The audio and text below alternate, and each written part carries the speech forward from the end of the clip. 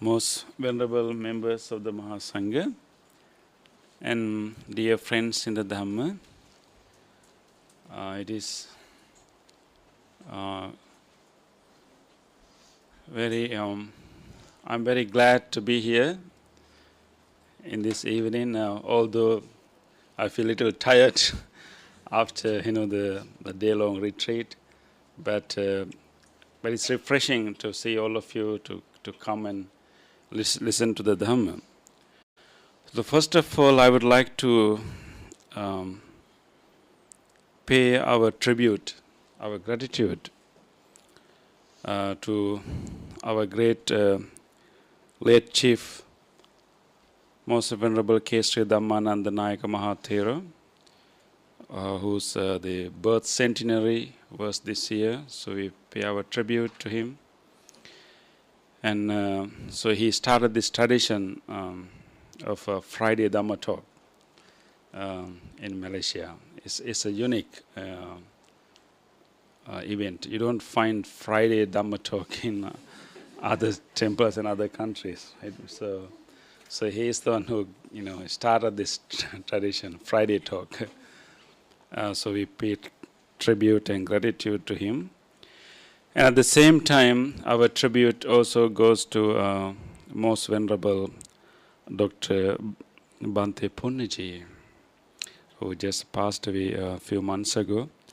And I really miss him. And whenever one of my purposes of visiting Buddhist Mahavihara is to be with him, to have a very good quality time with him. And both Bhante Siridhamma and myself would like to visit his room once in a while. Whenever we come for his breakfast or lunch, we don't let him go up very quickly.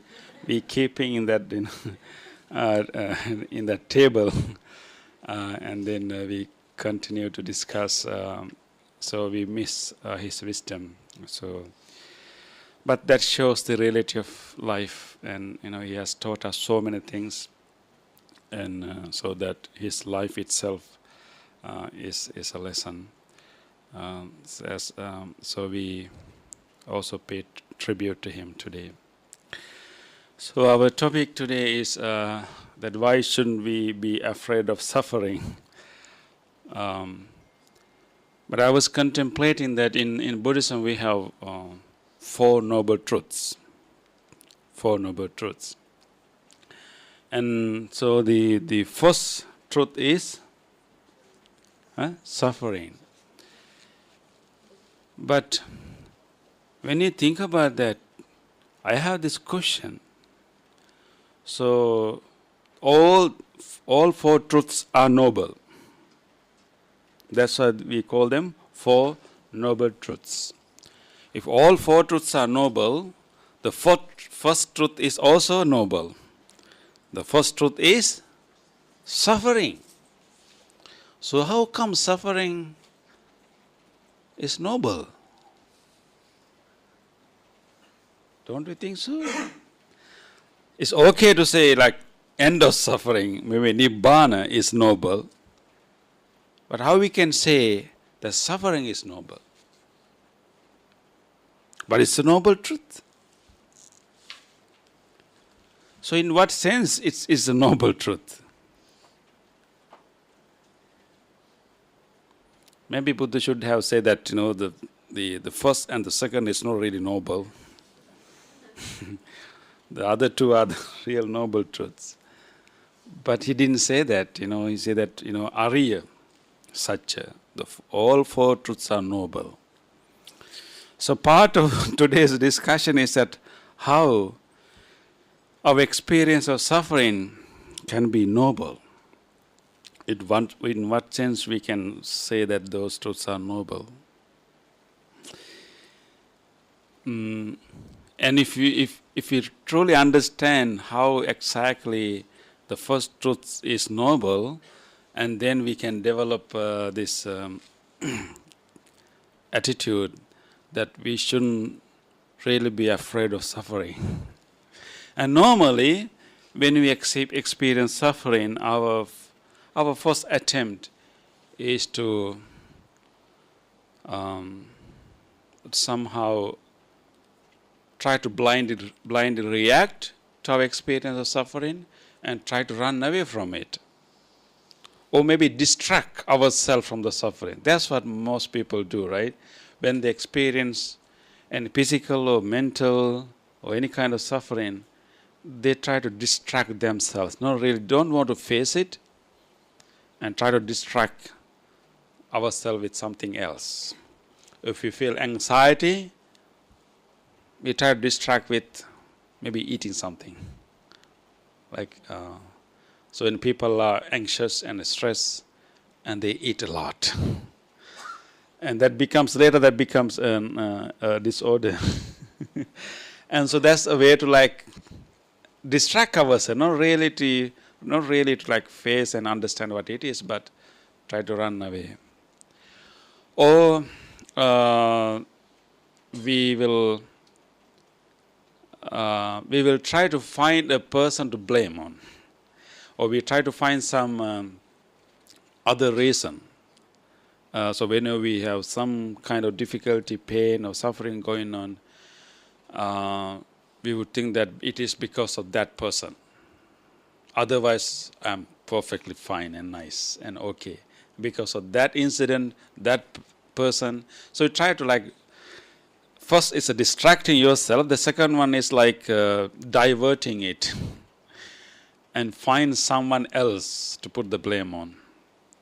And then that's the other reaction we do. And there's also another way we relate to that is simply denial. Denying that there's suffering exists and try to pretend there's nothing there. And all these ways of dealing with suffering is not doing any good to us. And it's not helping us to do anything with regard to suffering. So what we can really do is instead of distracting ourselves, instead of denying or try to run away from it, the Buddha's advice is to face it. But face it not in the sense to prolong it, but face it with some kind of courage. Face it with some kind of courage, then we get the opportunity to truly understand what it is. Of course, the Four Noble Truths, when we understand that, and the whole purpose of understanding the first truth is to finally get rid of that. It's okay, the Buddhism is teaching us to, at the end, to get rid of suffering, overcome suffering, transcend suffering. But the way to do it is not to escape from it in the beginning. Way to do it, not to run away from it in the beginning.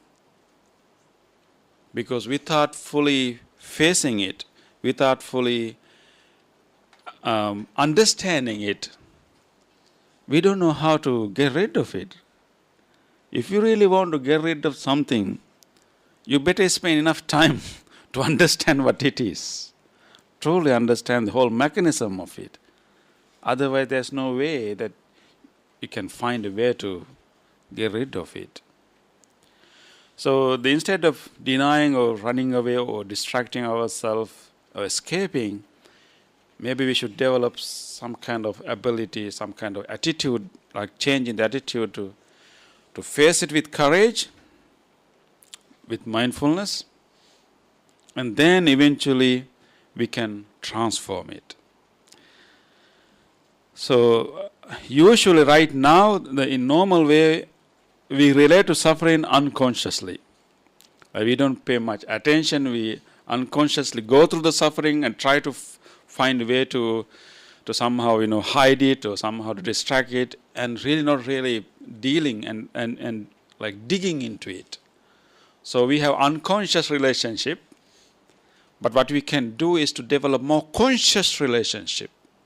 When you consciously going through a suffering, when you face your suffering with strong mindfulness, you get a complete different understanding of it.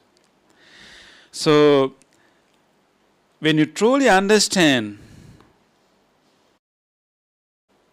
the mechanism of suffering, and we realize that it's not something to be afraid of, but actually it provides an opportunity for us to do something noble. The Bodhisattva, the Prince Siddhartha, before becoming the Buddha, and his whole journey to become the Buddha started with the encountering of,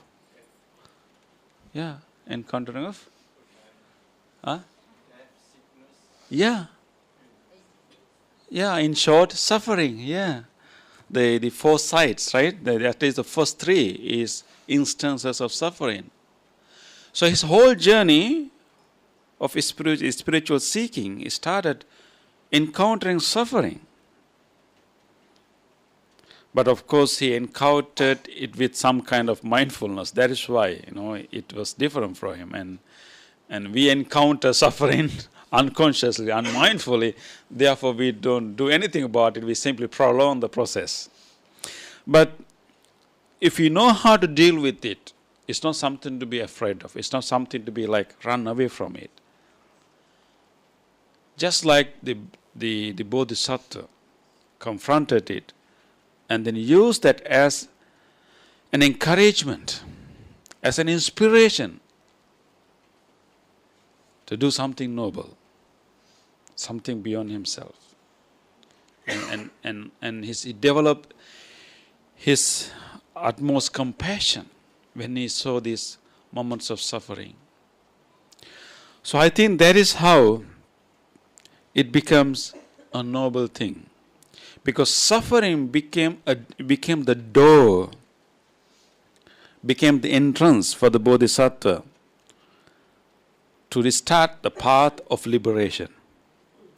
If we didn't encounter those suffering, if we didn't really confront those realities of the life, he may have taken everything for granted as a prince.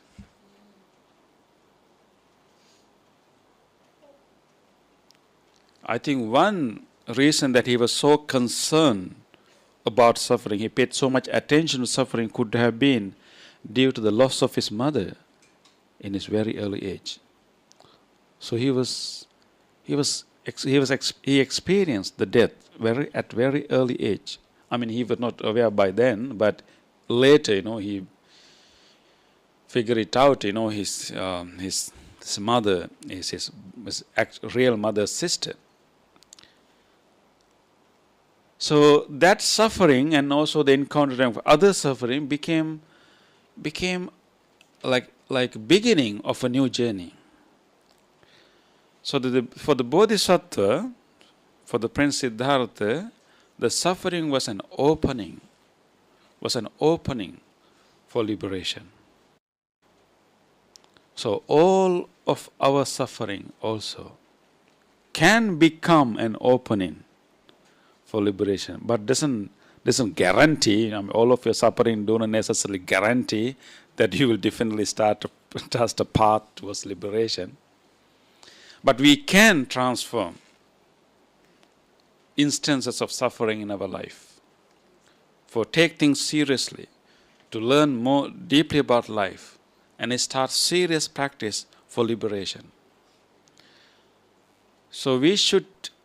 So it is in that sense actually, a suffering can be a noble one, because suffering gives you an opportunity to start a noble life, start a noble search. So what the Bodhisattva did after he encountered the suffering is noble search, Arya Paryesana, noble search. So there is a possibility all the time. There's a possibility that all of our suffering, our moments of suffering, our situations that we experience suffering can become a new opening to our life, and particularly an opening for liberation. Because many people, if they don't experience some severe suffering that really hit them, they don't worry about, they don't care about any spiritual life. People don't, they don't take, liberation seriously. But when you experience suffering with strong mindfulness, it can become a real blessing, an opening. So in that sense, it can become a noble truth. And importantly, it is the moments of suffering that demands us, that actually lead us to go beyond our comfort zones. We try to stick into one thing, and we try to limit our life into one small thing. And it can be your career, it can be your relationship, it can be your fame or wealth or whatever, institution, whatever. And you stick yourself into that, and you find that as a comfort zone, and you don't want to move beyond that. You're just comfortable, you just stay there. But when some moments of suffering hit you, then you have no choice. You have to try new ways. You get the opportunity to explore more within yourself. There's an interesting story. A long time ago, there was a bird belonging to a king. And that bird was well taken care of. He lived in a cage, and people started to feed him, and with all delicious, nice food all the while. And after he grew into a really big bird, he looks really nice. He had the nice, feathers and everything. But there was a problem. This bird cannot fly. Because he was put in a cage, for many years. And he was fed well, nice, everything, but he cannot fly. So now the king wanted to teach this bird to fly. He summoned his royal counselors and asked them, can you teach this bird to fly? So they summoned people who work with animals. So they brought, and they were trying to teach this bird to fly, and they tried different methods. They tried the method of reinforcement. Like whenever he moves his feather, he gives some food. Reinforcement, he only moves, but he cannot fly.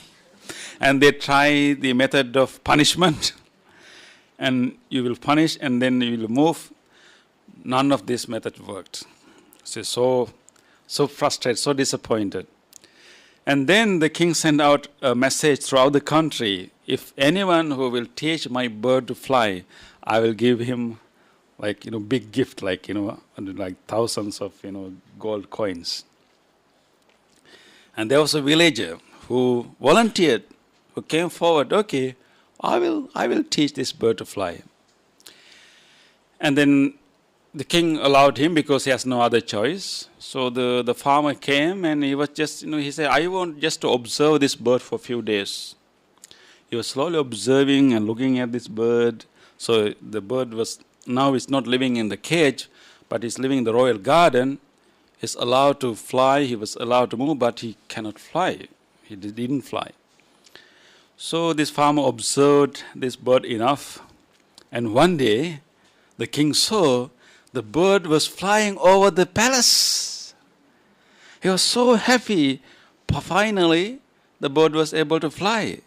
He was so happy, and he asked the farmer, come and tell me, how did you teach this bird to fly? My counselors, everybody was trying so hard. Nobody was able to do that. What did you do? The farmer said that I didn't do much. I just cut the branch that he was sitting on.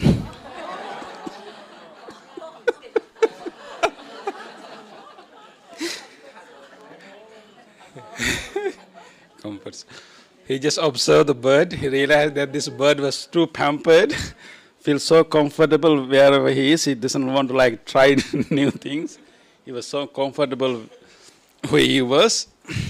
he just cut the branch. He was sitting on, he has no choice.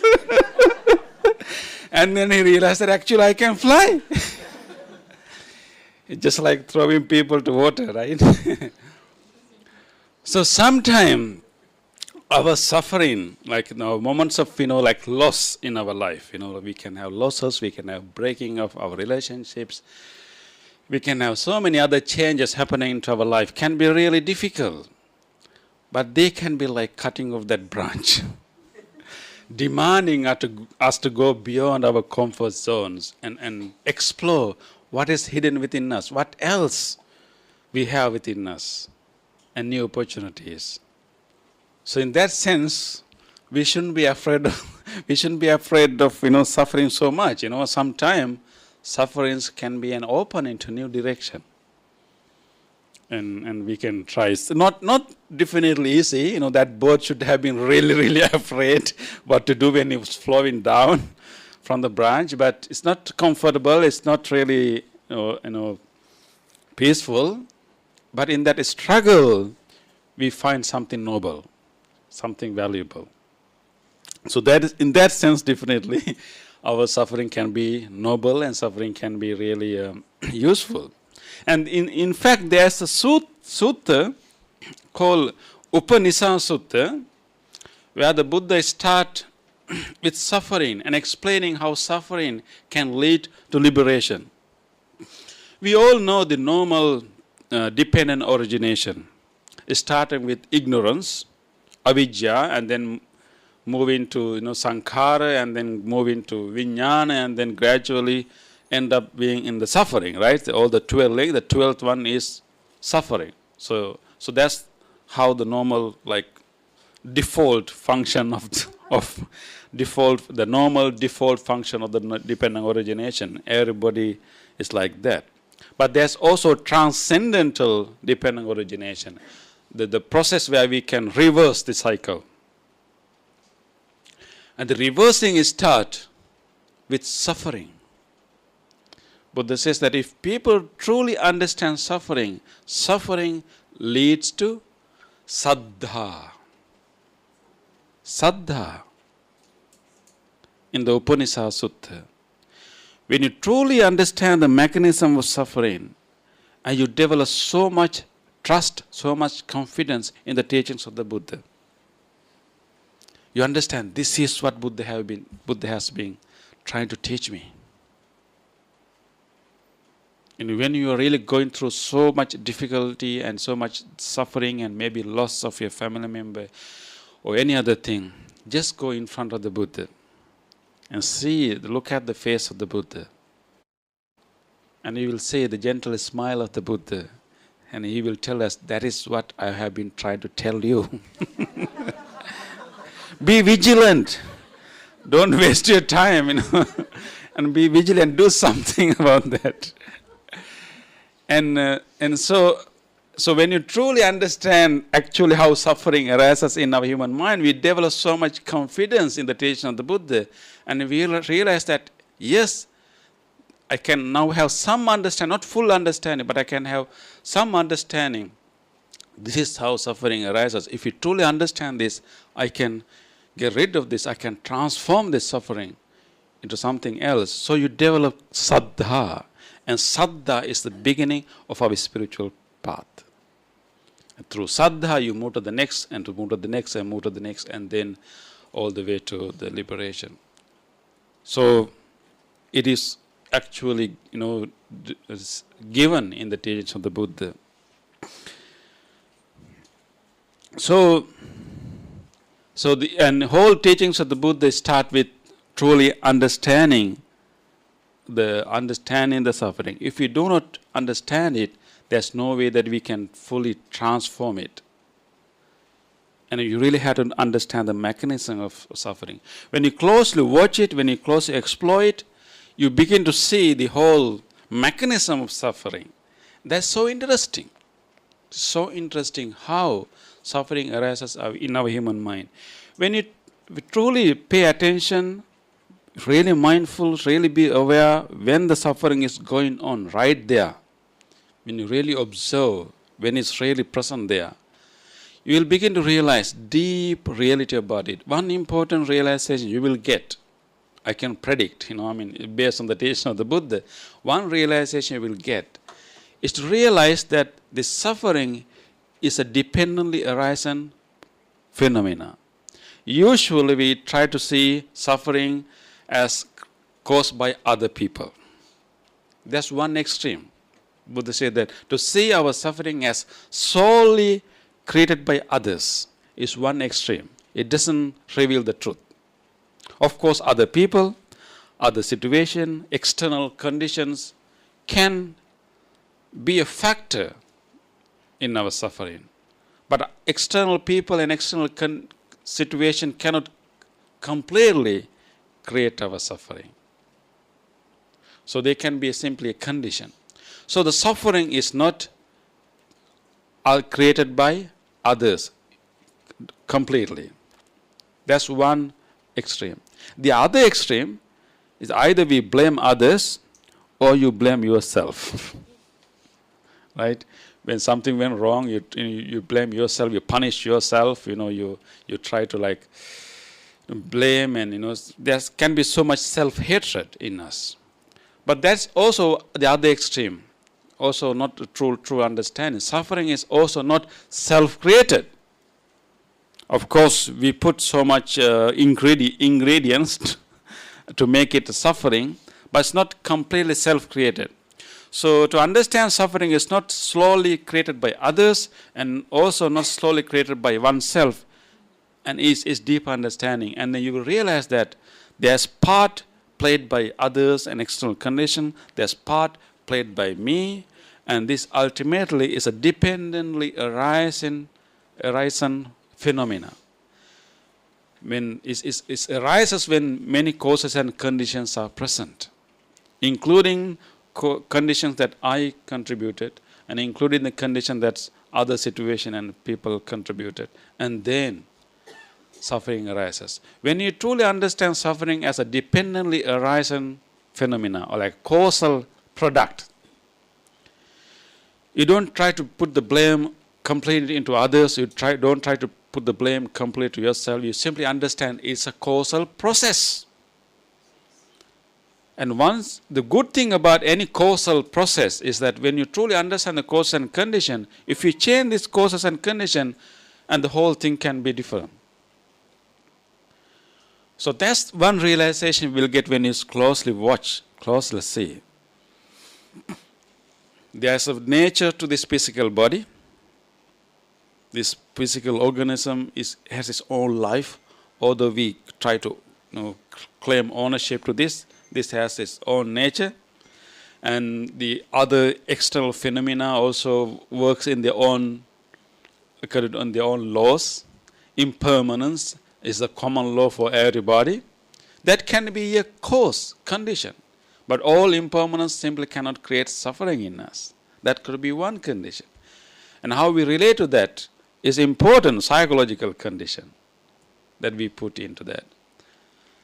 So when you see it as a causal reality, causal phenomenon, it's so easy for us to deal with that. We don't take suffering personally. Actually, in true sense, nothing is personal in this world. The three characteristics: the impermanence, the suffering, and the non-self. The simple way of putting these three things like impermanence, suffering, and non-self is nothing is permanent, nothing is perfect, nothing is personal. When you really understand that, there's no problem in the world. Nothing is permanent, nothing is perfect, nothing is personal, and it's completely okay. You don't have to worry about that, Nothing is perfect, but it's completely okay. We don't have to expect perfection. Nothing is personal. We cannot own, we cannot really claim ownership, we cannot really, control things the way we want, but that's okay. That's okay. So that's one realization you will get. And the other realization you will get, when we have Four Noble Truths each truth has to be handled differently. The truth of suffering, the truth of cause of suffering, and the cessation of suffering, and path to the cessation of suffering. These four noble truths, there are four different tasks to be performed with regard to four different truths. Yes. So when you think about suffering, we think that, okay, I should get rid of suffering. But according to the teachings of the Buddha, what you should get rid of is not suffering. Cause of suffering. Yes. So the Buddha said the pahatabbang, what has to be abandoned and get rid of, is the second truth. The cause of suffering, craving. When you remove the craving, of course, automatically the suffering will be gone. But you should not try to struggle to remove the suffering. You should try to remove the cause of suffering. But what we should do with regard to suffering? Parinyayang. What the task we should do with regard to suffering is to fully comprehend it. So first truth to be comprehended, truly, clearly understood. Second truth is to be abandoned. Third truth, which is the end of suffering, the liberation, has to be realized. Satchikatabba, realized. And the last truth, the path to the cessation of suffering, has to be developed, to be cultivated, to be practiced. Bhavetabba. So four different tasks to be done to four different truths. So the first truth is to be realized, to be comprehended. So if you don't do that, you will not able to do other things. So whenever you are going through suffering, is in a way an opportunity. Because if you miss that suffering, if you didn't really pay enough attention, if you didn't have a close look at the suffering, you will get so many other sufferings. Right? You can try to escape it, deny it, and try to distract yourself. You're not really finding any solution to that. That is why at least we should face courageously to very few, at least for a few moments of suffering, and then we get the truly understand how suffering operates, how suffering arises, and then we get the opportunity to do the other things. If we keep escaping, if you keep distracting yourself, if you keep running away from it, if you keep denying it of suffering, there's no way that we can move to the other steps.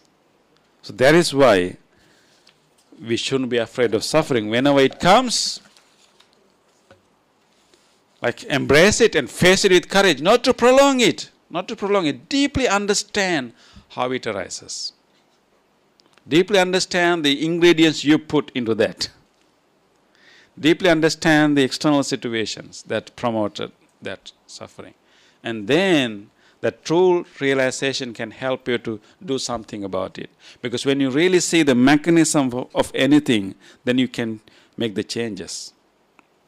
If you truly realize that how this light bulb is lighting now, if you truly realize that, if you truly see the mechanism, the causal relationship of that whole phenomena, you can do changes, make changes, and alter it.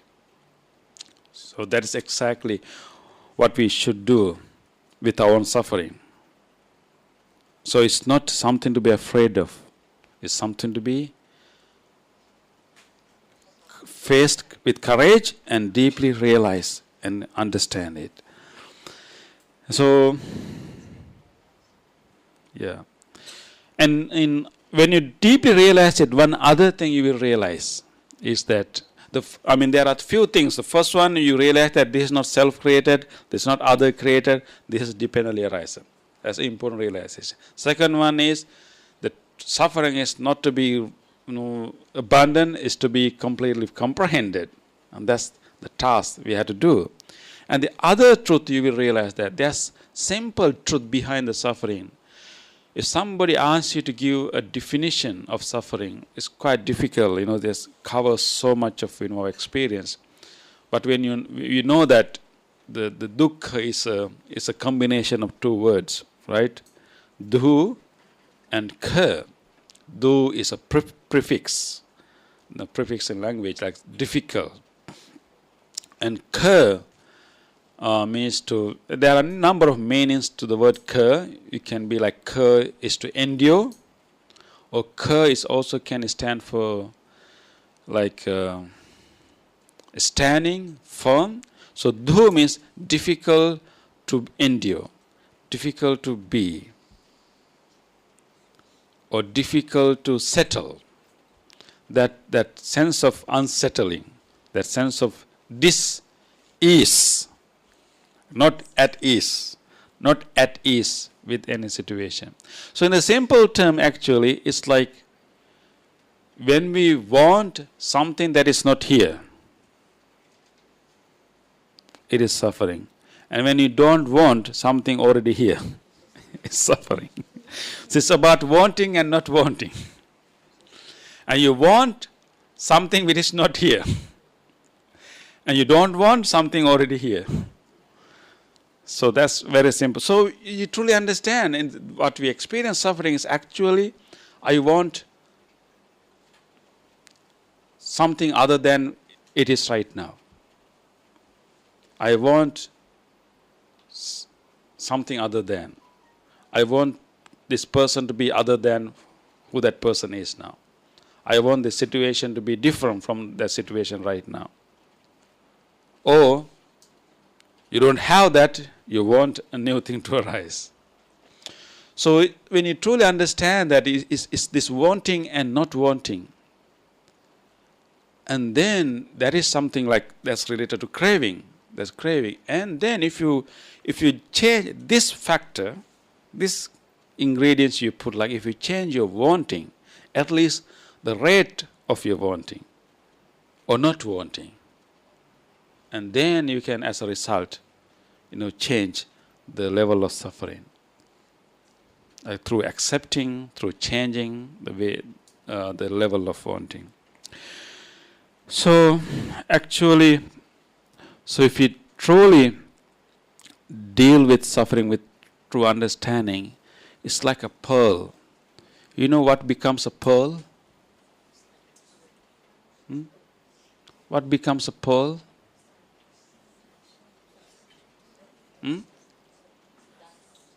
In the oyster, right? Grit that is being stuck in the oyster through long process, it become a pearl. So the relationship between grit and pearl is like relationship between suffering and liberation. So any dust, any sand, any grit can eventually become a pearl if it is in an oyster, not somewhere else. You can create pearl out of sand, but it has to be inside of a pearl, inside of oyster. Then it can become a pearl. So when the suffering comes to a mindful person with some awareness, some attention, some guidance from the days of the Buddha, it's like oyster. And you can transform your sand, your grit, your difficulties into liberation. And not only to get rid of your own liberation, but to help so many other beings, other people, to help and guide and be an assistance and compassion. So, when you encounter suffering next time, don't be afraid of. Use that opportunity. If you miss that, you'll get another one. The waves are not going to stop. Until you truly understand it and until you truly experience it and truly understand the mechanism and do something, change that mechanism, is going to come again and again, again and again. So it's wise to use the next first one and then truly, face it with courage and truly understand that, and then we can stop some suffering from arises. Actually, there are actual people in this world who actually transform they are suffering. They are adversaries in their life into their success, into something good. There are so many people who transform their difficulties into something good. Like people who suddenly got cancer, right? And they take, and then it's not a good thing definitely, but people can use such a difficult suffering experience into something really useful and noble. And there's one lady, in, huh? Yeah, can you? Yes. During those days, there's no operation, no surgery, no medication, whatever. And she studied by listening. And they change. She brought a lot to the ground. She did a lot. Yeah. And there can be, there's one lady living in New York, in like Chris Carr, and she was diagnosed as having a real a lung cancer. And she was she was a dancer. She was a dancer. Everything was happening really nice. She had a studio in New York. Everything was so nice, and then suddenly she was diagnosed with cancer. But what she did was actually, it's like a really shocking experience. She retreated herself and she closed her studio and spent a few years contemplating, reflecting, and then she came out and started the whole movement of healthy diet. She called Crazy and Sexy Diet. There's a whole movement called Crazy and Sexy Health or whatever, yeah. So then she's like a promoter, public speaker. She's managing her own cancer, but also came out and started to help so many other people how to change their behavior, lifestyle, and diet, to prevent from cancer. So there can be so many other stories. The one other good example will be the author of the book Harry Potter, like Mrs. Rowling. Yeah, and she wrote this book. She was married and had a daughter. The next year, her marriage was not successful. She was divorced, and she was a single mother, and she lost her job. She lived with her sister, with being a single parent, and no aim in her life. And during that period, nothing to do, no job, just living with the sister, she used that period to write Harry Potter. Now you may think she as a very successful, very wealthy person, but her period of suffering is the period that she used to write this story. So there's nothing else to do, So she had this habit of writing, and she actually started this book a while ago, but couldn't finish it. But even after she finished it, nobody wanted to print it. Yeah, in the beginning, nobody wanted to. No publisher. She was rejected by many publishers. But remember that period when she was divorced, when she was no money, no job, and that is the period she used. So there can be like cutting that branch, and that bird has to fly. She has to find something hidden in her to come out and do something. So there can be so many such stories, that really life examples we can understand. So based on the teachings of the Buddha and based on those stories, we should really, have a different relationship with our suffering. And they are not to be run away from. They are not to be afraid of. They are to be faced with courage and with mindfulness. You can simply prolong your suffering, and without mindfulness, without deep realization, there's no way to get rid of that. But we cannot stop those situations from happening. You are going to experience somehow, sooner or later. So be ready. Be ready. We can learn about it, like theoretically, rationally, but when you really, it hits us, then only we get really opportunity to dig into it. So be ready, have this open, attitude, and you are definitely going to get it. Definitely, you may lose your job, you may, I don't wish you to have that, but it's going to happen, you may lose your family members, and many things can happen. But now, you know that those moments of suffering are opportunities. So be ready, have that prepared mindset, and be ready to explore and truly understand how that suffering arises, and then have the trust in the teachings of the Buddha. We are so fortunate. Buddha has given us 4 truths. I'm so glad that he didn't stop in the first or the second. The suffering and the cause of suffering, but he also said the most important one is the third and the fourth. There's a way out, there's a techniques and methods to go out. But without deeply comprehending and realizing, understanding the first truth, there's no way that we can go to the other steps. That is why we need suffering. That is why suffering is such a noble thing. It opened the door for liberation.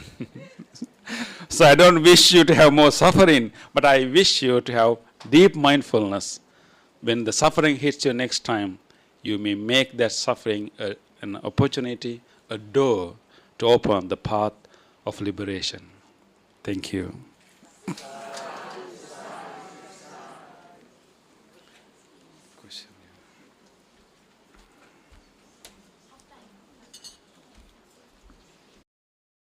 Is not the proper translation of the word dukkha, but actually dukkha is much more bigger than suffering. But I think suffering is a part of dukkha. So I think people, whenever you see, there are other ways we can say, like dissatisfaction, unsatisfactoriness. Many people will not get it. They need some background knowledge of the Dhamma to understand what you really mean by dissatisfaction, unsatisfactoriness. But everybody knows suffering. I think it's a poor translation, but I think there is also an advantage of using that. First, we say that, yes, life is vulnerable and characterized by suffering, and there's a cause of that suffering, and there's a way out of the suffering. But once they start to learn, and we can explain, by the way, there's not only suffering, there's more to this, this whole, idea of dukkha. But I think it's definitely suffering is a poor translation, but I think it's somehow related to the very common part of our experience. Yeah.